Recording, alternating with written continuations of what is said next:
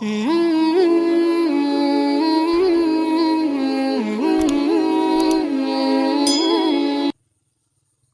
dereng nate terawih Ramadan 36 nganti sakniki, tapi aja tiru. Nggih mboten ndelek nggih biasa. Nggih tangga-tangga nggih ngerti kalau sering ra tarawih, tapi wong gak yakin, wong yakin Gus Bae ora krana gedeng tarawih, mesti pisan pindho.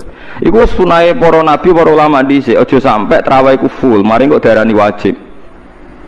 Jadi mesti ana bolonge kula loro telu.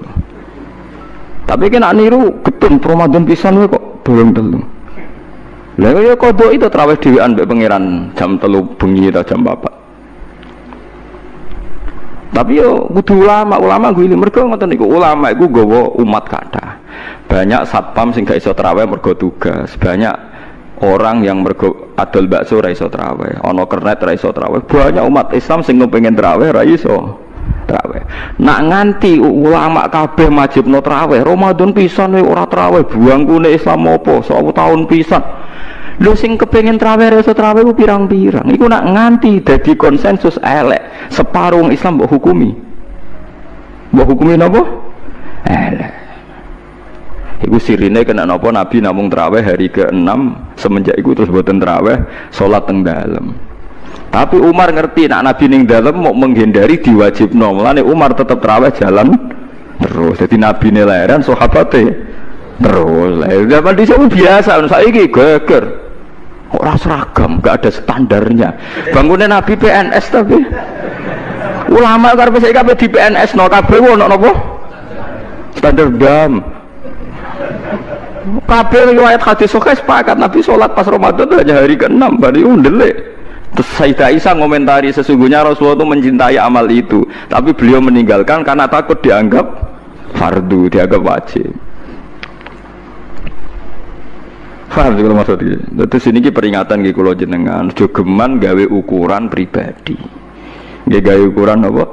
Pribadi. Mulane dawuh hikam wong iku ngukumi iku mergo keliru nafsune. Mulane cara hikam kowe tumbuk kitab hikam ngritik wong medhit mboten enten. Sak huruf ora tau wong medhit disalahno ning hikam. Mergo cara ilmu tasawuf medhit ora ono. Sing ana iku tomak. Kowe iso ngukumi medhit wong sing ora tomak. Misalnya kula mbek Ruhin gak tomak blas, terus Ruhin gak ngekeki kula, ora tak hukumi medhit. Mergo kula ora duwe tomak. Dadi kowe ngukumi wong liya medhit itu ngenteni kowe ngukumi tomak. Berhubung tomak kecewa darani medhit. Nah kira ada kepentingan kan? Ora bocah wayu mulete sombong. Kowe ora ada kepentingan seneng kan gak darani sombong. Barang kowe kepengin untuk perhatian ra nakoki kowe, wah sombong, roh aku ora takok. Lah kira ada kepentingan, kowe wong ayu-ayu di Jakarta kira kenal lalu lalang liwat rata kok kan gak masalah. Karena Anda tidak punya kepentingan. Mulane cara tasawuf sing ngerusak hukum itu nafsu, termasuk ngukumi wong ya medhit ya mergo dhe nafsu. Toma, ana cahayu mbak arani sombong, mergo mbok lamar ra gelem terus kowe darani sombong. Padahal cara pangeran bener cahayu iku untuk kowe musibah kan. Itu kan. Nah begitu juga kiai. Sebetulnya kiai iso mlebu swarga mau santri sitok. Mulang santri sitok ikhlas swarga, ngimami jamaah sitok swarga ikhlas. Terus duwe tomak. Tak rewangi awan-awan mara masjid, jebule makmumku mau telu. Iku malaikat yo janggal, wong 13 dadekne swarga kok butuh telung soft. Akhire uring-uringan kan. Desa kene yo apa ora makmur ro masjid, neraka kabeh. Yo kiyane neraka pisan, wong barang ra wajib wajib-wajibno. Wis keben ora jamaah Allah. Wong trimo fardu kifayah. Supaya ana loro telu ngrameni masjid bengak-bengok ning speaker wis apik. Pokoke ana siare. Mulane Abdul Qasim Al-Junaidi ditakoki wonten tiyang tengah-tengahan kerja. Nak jamaah diamuk majikane, nak ra jamaah kehilangan fadilah jamaah. Jare Abdul Qasim Al-Junaidi sholamun faridan, salat dhewean nek sementing iso nafkahi bojone. Ketika ditanya, bukankah jamaah itu fardhu kifayah gini-gini? Aja sampai gara-gara jamaah kehilangan nafkah engko wong nyalahno salat. Orang bisa dibalik kan. Jangan sampai sholat itu jadi tersangka. Nah misalnya kira iso mergawe pas ngedaro roti, bu mergawe gara-gara jamaah ra iso kerja, terus bujum ngamuk gara-gara jamaah. Jadi jamaahnya tersangka kan. Jadi kita ini bisa dibolak-balik. Apa nyelametno jamaah, apa nyelametno pekerjaan? Ya pekerjaan. Ya tapi ngene ku ora usah dadi hukum, nek dadi hukum kok wong kerja kabeh ora jamaah. Nah, tapi nak jamaah kabeh ora kerja, semua wong lelaki penganggur dalie. Maaf Dek ya, ini demi syariat Islam sehingga saya tidak perlu. Yo repot. Lah itu pentingnya ulama. Ulama itu yang tahu betul ahwalu Rasulillah, anwa utahawuli Rasulillah. Jadi kabeh sing dadi variasine prilakune Nabi ku dia tahu, punya memori. Masyhur kan Nabi ngendikan aku sholat asik. Dawe Nabi aku masuk sholat terus asik.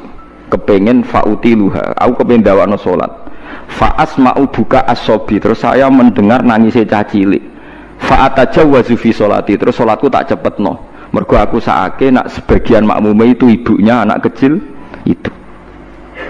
Terus Nabi gawe kaidah idza amma ahadukum falyukhaffif, wong nak dadi imam salat iku kudu cepet. Fa inna fihim ad-dhaif wadal hajat, karena di antara mereka ada orang lemah wadal hajat yang punya urusan. Misalnya supir bis leren kepengen makmum mergo ana jamaah, imame wengkek macane sawi. Penumpangnya ora miso. Wah kata. Jadi soal ini pokoknya ngadil kula lah. Pokoknya nak hukum ora iso sama individu lah. Nak kepen sholat khusyuk dhewean sing suwi ya dhewean ning omah. Ekspresekno ning sholat sunat iku nek ape sholat sunat di jam 10 bengi nganti subuh sak karep-karepmu. Ternyata tenan kan pas dhewean ra kelar suwi, pas makmum akeh suwi. Mulane kaya imam-imam Malaysia sering digojlok ambek imam Indonesia. Termasuk imam-imam yang masjid-masjid gede sing gaji mandek man ke sholat terus. Jadi per sholat itu nilainya sekitar kalau diuangkan itu 500.000. Pokoknya satu bulan itu imam masjid di Malaysia itu gajinya 50 juta. Terus nak sing tukang adzan ku piro. Terus sekarang ketemu Kiai Indonesia digojok mandek man ke sholat terus. Karena tiap sholat itu digaji. Malah repot kena nganti pangeran berso sholatem itu perkara digaji. Utawa Allah pirsa salatem perkara makmume akeh, nek rapati akeh makmum ora pati salat. Dan iki bedane nabi mbek liyane nabi. Dadi eling-eling nggih. Nak nabi ku mesti bener ya. Mulane sing nentang mesti salah. Tapi nak kita sekalipun kiai ulama ana kemungkinan kita yang salah. Buktine kaya kasus Mu'ad tadi, yang disalahno malah sinten? Mu'ad. Terus kalau terus wau sahabat sing cuek ambek Nabi pas ngaji, sing disalahkan Nabi justru sing ngomentari elek. Nabi membela pemuda itu. Mana eling-eling itu. Terus syariat Islam niku pokoknya gampang ya. Basyiru wala tu'assiru, napa basyiru wala tunaffiru, yassiru wala tu'assiru. Jadi pokoknya syariat Islam sing gampang, sing ora dadekno wong bosen, sing nyenengno, sing ora dadekno wong gedeng. Wis pokoke gampang. Terus kiai alim-alim riyen.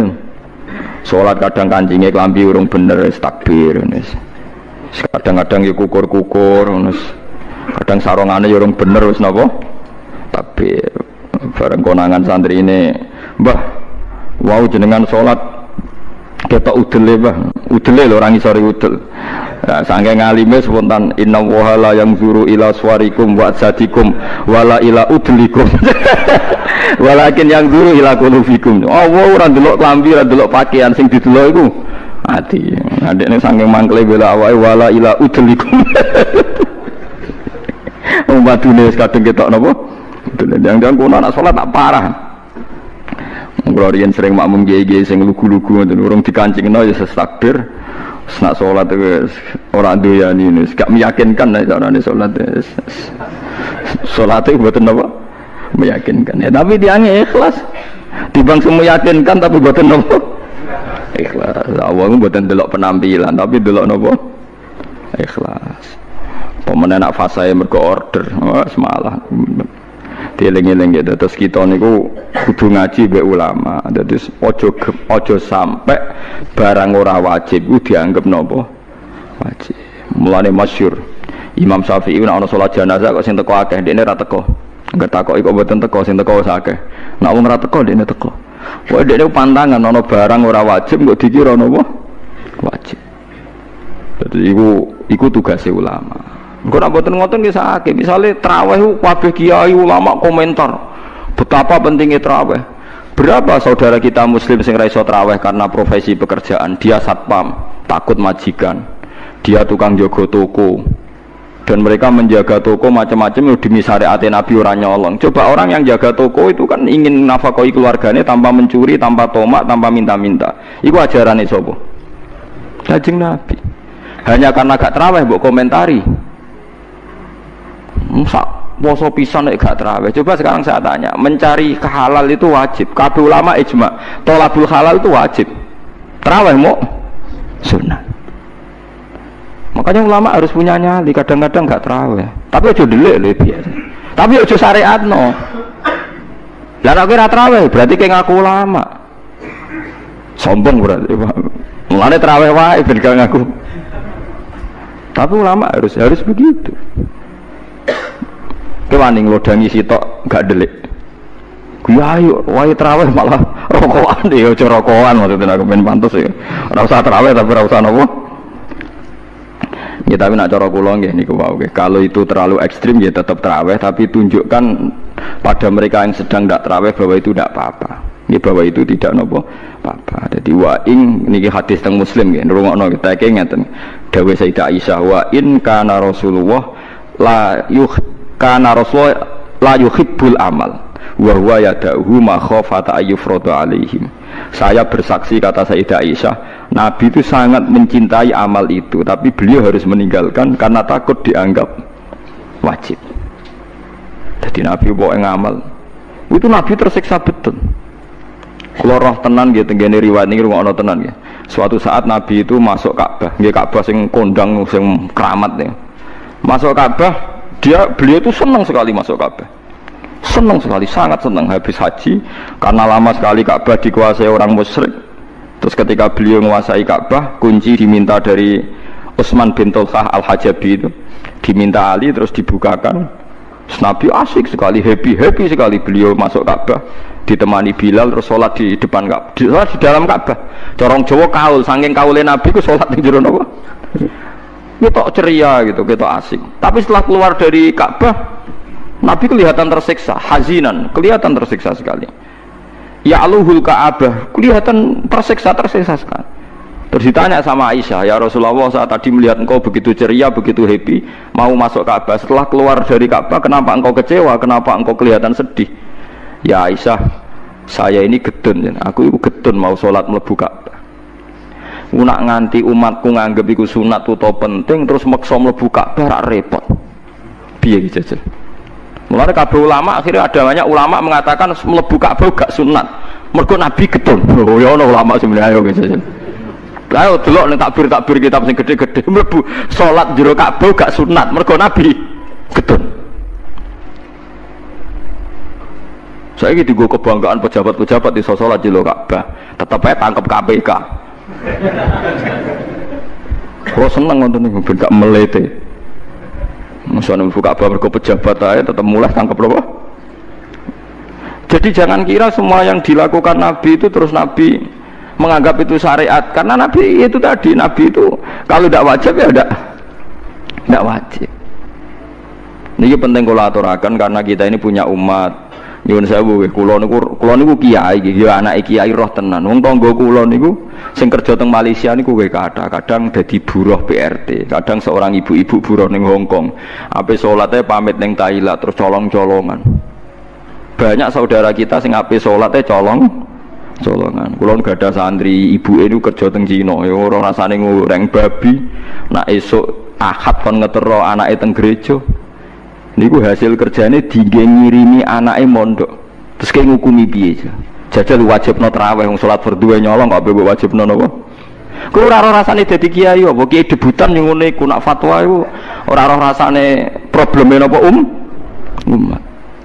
Nggih nak padha kula nganti nangis, Gus kula nu kerja teng Cina, kadang nggih goreng babi, kula nak akad kan ngetero anake teng gereja. Tapi anak kula mondok teng jenengan. Niku hukume kula sepundi? Piye mbok hukumi, mbok kon tarawih. Iki kula jawabe nggih, mumpun wae niku dilakoni donga sing ben wonten jalan keluar nggih. Hukume nggih mboten enten wong darurat. Wae niku dilakoni riyen nganti ana jalan keluar. Nah, cara kula Abu Rizal Bakri tak akan kerja ben kula. Tapi misalnya kula Abu Rizal Bakri kula ora iso mulang Quran, mulang hadis. Mergo sibuk musuhan mimpin Golkar. Akhirnya kan nggak ada pilihan. Kula nggih kula Abu Rizal nggih. Abu Rizal. Bahkan kula nate nangis gak ada santri niku. Ibu ini kerja teng Malaysia tukang cat. Nggih gelantungan teng tingkat. Tuh anaknya nggih nganti kasil ngalim. Anaknya mondok di Sidogiri, setelah itu di saya. Coba. Ayo nang kontraweh. Kowe semangat ngongkon traweh piye ke imame? Nggo ngarep terus miyak nggo guri macem wong ngenteni. Sedhem terus wong gak baris. Wah. Bangsa wong macem semangat, pancen bangsa wong macem iku. Ono watuk barang pe teko barang luas. Segaya tok. Lan kula seneng mbek Imam Bukhari wong alim alama nak salat ra tau ngimami anggere nang masjid Irak ku manggon pinggire saka terus makmum. Imam Bukhari bener juara ngimami. Giling-gilingan bahwa ulama itu udah harus gagah-gagahan dadi napa? Imam. Manggon awar saka. Bareng salat bar imame nyucuk iku sapa? Hadza huwa Shahihul Jami' Al-Bukhari iki ngalim-ngalime wong sing di kitab Jami' Bukhari. Dia ngoten tok. Baru dia mirip Imam Bukhari. Jadi riyen ulama itu menjaga keikhlasan sampai begitu. Saya itu seneng diperhatikno wong ngenteni kuwabe terus dhewe wong mirip ngimami.